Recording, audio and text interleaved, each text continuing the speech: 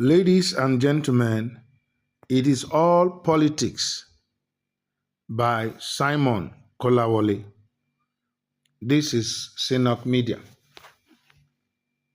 If you are viewing our channel for the first time, please hit the like button, comment, and share our videos. Also put on your notification button to get our updates. Simon Kolawole, a journalist, has written a long piece on the Nigerian political situation, and he titled it, Ladies and Gentlemen, It's All Politics. Enjoy it. If anyone had told me in 2004 that Asiwaju Bola Ahmed Tinubu would one day, as president of Nigeria, declare emergency rule in a state and suspend the governor because of a squabble between a godfather and his godson, I would have said, stop it. Tinubu would never do that. But you should forgive me. Those were the days I still vehemently believed the battle for the soul of Nigeria was between the good guys and the bad guys, the forces of good and the forces of evil, the progressives and the reactionaries, the heroes and the villains. I was a sympathizer of the Alliance for Democracy, AD, and Afenifere. I loved their rhetoric about principles, democracy, rule of law, justice, and all. But I gained my freedom from the fantasy sometime in 2006 when I saw the progressives and the reactionaries romancing each other on the podium to fight President Olusegun Obasanjo's dictatorship and rescue our democracy. In an article titled, Ladies and Gentlemen, It's All Politics, this day, 15th of April 2007, I wrote, each time I see Tom Ikimi and Lam Adesina stand by each other on the Action Congress soapbox, something dies in me. I easily remember the Sani Abacha era when Chief MKO Abiola was clamped into detention and Lam was taken as prisoner of war by the military. Ikimi, then foreign minister, went around the world justifying the murderous reign of Abacha. That was when I gained my freedom, both as a political animal and a writer. Many people who used to read me before and after 2007 started accusing me of sitting on the fence. I laughed. No, I wasn't sitting on the fence. I only stopped being an idiot. I only overcame deceit and naivety. As Igbo elders would say, what a dog saw and is barking is the same thing a goat saw and merely grunted. If you want to fool yourself, keep propagating the belief that the battle in Nigerian politics is between the good guys and the bad guys. I started seeing clearly a very long time ago. People will comment something today and condemn the same thing tomorrow depending on their biases. So it goes. That was why when the All Progressive Congress APC was formed in 2013 to rescue Nigeria from bad governance and save our democracy, I chuckled. But I was still happy that the opposition was finally getting its act together to take on the PDP. In an article titled Every Reason to Cheer, this day, 1st of December 2013, I wrote, I do not believe PDP is a party of sinners and APC is a party of saints. I do not believe only PDP reeks or only PDP is filled with corrupt and inept leaders. I would love to say that in order to earn some applause, but my conscience will not allow me. Nigerian politicians, no matter their party language and religion, are basically the same. Let's not kid ourselves. Let's now travel back to May 2004, when Obasanjo declared emergency rule in Plateau State and suspended Governor Joshua Dariye. Tinubu, then governor of Lagos State, was politically opposed to Obasanjo and had survived the 2003 governorship election by the skin of his teeth. In fact, on the INEC website, PDP's Funshaw Williams had been declared the winner even before the votes had been counted. Obasanjo and the PDP had taken the governorships of the other 5 southwest states in an operation executed with military precision. How Tinubu survived the blitzkrieg is a story to be told another day, preferably by him. The long and short of it was that Obasanjo could not take him out. But Tinubu still felt very vulnerable with the Plateau development. He condemned Obasanjo, declared the suspension of the governor as illegal and unconstitutional, and raised the alarm that he was also a target. AD leaders condemned Obasanjo's action as well. The progressives rose up against Obasanjo. Respected constitutional experts, including the late Professor Ben Wambweze, told Obasanjo he did not have the right to suspend an elected governor. Senator Tokunbo Afikuyomi, representing Lagos West, told reporters in Abuja, "This is a sad day for democracy. It's a day we should hang our heads, not celebrate." However, Obasanjo's men and lapdogs supported the action. It's been well recounted how President Goodluck Jonathan came under fire from Tinubu in May 2013 for declaring emergency rule in 3 northeastern states, Adamawa, Borno, and Yobe, to tackle Boko Haram. Jonathan did not even suspend any governor. Yet Tinubu took him to the cleaners, describing the action as a deliberate ploy to subvert constitutional democracy. Yes, he said it. Hear him.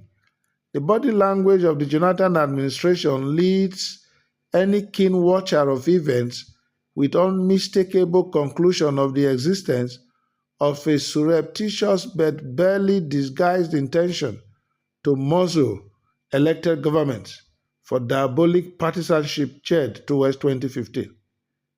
It was all politics.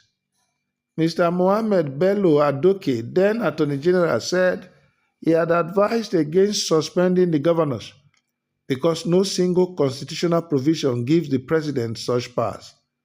If the framers wanted the governor suspended, they would have so stated. Suspending a governor is too weighty to skip the minds of the framers. A basic interpretation principle is that what the law does not provide for, you cannot import into it. Adoke said what Obasanjo did in Plateau in 2004 and repeated in Ekiti in 2006 was unconstitutional. They don't make attorney generals like Adoke anymore. He was hated by the PDP hawks for this, but he stood his ground. Credit to Jonathan for standing by him. Where the PDP is long gone, since May 29, 2015 to be precise. But the APC that fought for democracy is now doing the same things they used to criticize. All the acidic statements issued against the PDP back in the day by the APC, usually signed by Alhaji Lai Mohammed, are still valid. All you have to do is delete anywhere PDP appears and replace it with APC. Bizarrely, it is now the turn of PDP or SDP or whoever to rescue Nigeria from dictatorship and save our democracy. I laugh. I'm not saying our politicians should not talk a good game. I'm only saying I've seen enough not to be deceived into seeing it as a game between saints and sinners. The APC is my witness. After the protracted face-off between Governor Simi Fubara and Chief Nyesom Wike, Tinubu finally gave Rivers the Obasanjo treatment on Tuesday by declaring emergency rule. He suspended Fubara and the House of Assembly for 6 months. First, let it be on record that I'm against the fact that Fubara started fighting with Wike so early. He was naive to think he could take out Wike so easily. That was tactless. A Yoruba proverb says a child does not start investigating his father's death until he can handle the sword. Let it also be on record that I am against how Fubara bulldozed the assembly complex and started presenting bills to just 4 out of 31 lawmakers. What is wrong is wrong. That said, Wike himself is too intense in his desire to control his political base. I know that no politician wants to be muzzled out in the game. He will be aware that the day Tinubu drops him from the cabinet, he will become stark naked without controlling his river base the same way the president sits on top of Lagos State. So I can smell Wike's anxiety and insecurity. But he has been picking fights with too many of his friends and allies. He needs to pause at some point and rethink his politics. No doubt, he's an achiever. Nobody can go to Port Harcourt or Abuja and deny his footprints on those cities. But he risks sacrificing everything and everyone on the altar of political nerves. Are we really surprised at Tinubu's action? He is a godfather himself and has quenched every rebellion in Lagos, including the recent attempt to remove the speaker without his express approval. Wike is not only his minister, but also played a key role in weakening his own party, the PDP, in the 2023 presidential election to help Tinubu. Wike is also holding down the party ahead of 2027. So there are no prizes for guessing why Tinubu is in his corner. And as Olusegun Adeniyi, the frontline columnist, wrote, Fubara and his advisors failed to reckon with federal might in picking this fight. In the words of Bolaji Abdullahi, the former youth and sports minister, Nigeria will always defeat you. I am aware of the argument that there was a breakdown of law and order in Rivers, but it was a crisis that could have been resolved with sincerity and without a state of emergency. Fubara had started retracing his steps after the Supreme Court ruling. There were no other issues that could not have been resolved over dinner. I'm also aware of the news that a pipeline was bombed, supposedly by militant loyal to Fubara, a perfect setting to justify the declaration of emergency rule a few hours later. We know all these things. With all the huffing and puffing, we know that the old drama is not about food, shelter, and clothing for the poor people of Rivers. Fellow Nigerians, it's all politics. The sayers. Someone said if they explain Nigeria to you and you understand, then they didn't explain it well. Aware that it was going to be difficult or even impossible to get the constitutionally stipulated two-thirds majority to approve the emergency rule in Rivers, the leadership of the National Assembly chose to do voice vote. Did they even form quorum? Why not do a head count for the sake of transparency if they were really sure of themselves? Then, are we saying aye and nay give us the accurate figure of those who voted for and against the motion? Our lawmakers have never covered themselves in glory, but they took duplicity to a higher level on Thursday. Abracadabra. Emergency lawyers.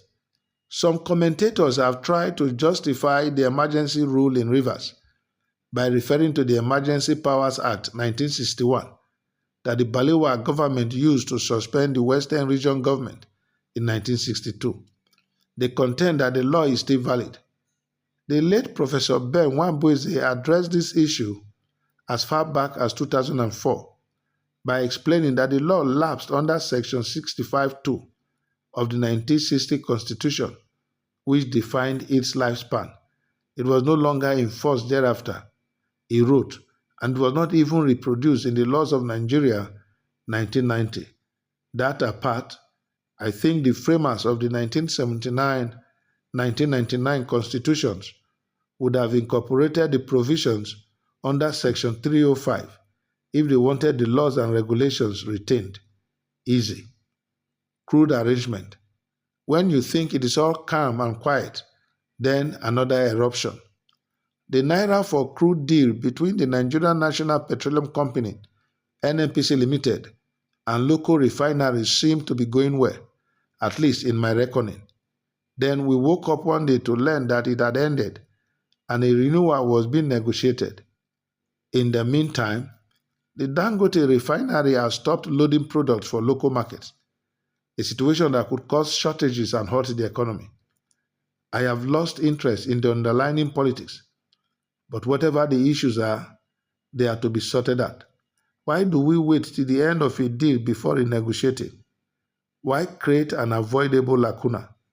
Why are we always like this? Ridiculous. No comment. Has anybody heard former President Olusegun Obasanjo comment on the state of emergency declared in Rivers State by President Bola Tinubu? Did I miss it? I've been Googling without success. This is very unlike Obasanjo. He usually has an opinion on every national issue. He's not known to be a fan of Tinubu, and they have been having a cat and mouse game for as long as I can remember. You would expect Obasanjo to be the first to comment on such a critical manner. Let me be fair to him. What would he say? Let me guess. What Tinubu has done by declaring a state of emergency and suspending the governor is unconstitutional and an act of dictatorship. Ha ha ha. Wow. That's a beautiful one from Mr. Kolawole. I hope you enjoyed it. Then think about it.